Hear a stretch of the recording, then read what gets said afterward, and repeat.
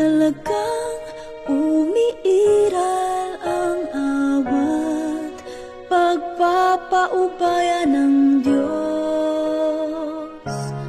Ngunit sa kabanalan at pagkamatuwid ng Diyos, pag pinapakawalan niyang poot niya, ipapakita niya sa taong pagiging di nalalabag niya.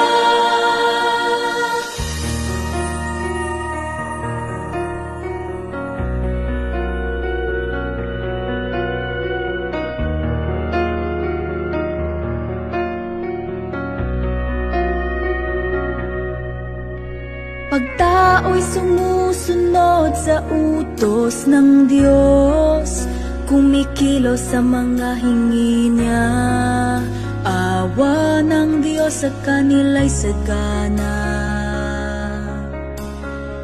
Pag ang tao'y tiwali at napupuot sa Kanya, ang Diyos ay galit na galit.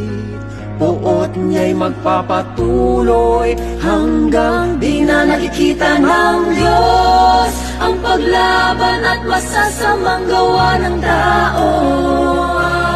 Sa harapan niya, saka lang mawawala ang galit ng Diyos. Siya'y mapagparayat, maawain sa mababait, mabubutit, magagandang bagay. Tititigil ang poot niya sa kasamaan, kasalanan at nakakasuklang. Ito'y dalawang pangunahing aspeto ng disposisyon ng Diyos na laging pinapakita. Masaganang awat, matinding poot. Kahit na sino pa, kung ang puso nila'y malayo, tumatalikod sa Diyos, di kailanman babalik. Paano man nila naisin na sambahin, sundin ang Diyos sa katawan o isipan. Sa sandaling puso nila'y tumalikod sa Diyos. Puot niya'y pakakawalan ng Diyos ang pinakamatindi niyang galit. Matapos mabigyan ang tao ng sapat na pagkakataon.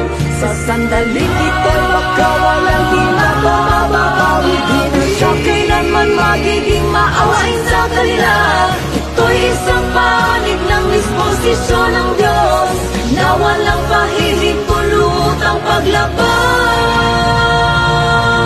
Siya'y mapagparayat, maawain sa mababait, mabubutit, magagandang bagay.